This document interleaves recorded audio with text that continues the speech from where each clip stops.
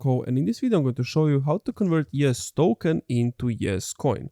But before I show you how to do that, subscribe to the channel, it helps me out a lot. So basically what you want to do is load up your YesCoin app on Telegram and click on play for airdrop. Then wait for it to load up. And if you go to the bottom left on the earn, if you haven't, connect your wallet, and also you have it at the top, connect your wallet. Once you have connected your wallet, you have everything in place.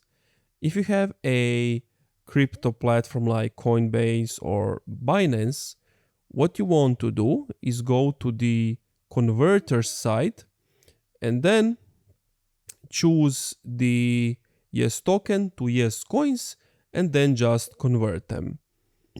And that's it. Thank you for watching this video. If you enjoyed, leave a like, comment, subscribe.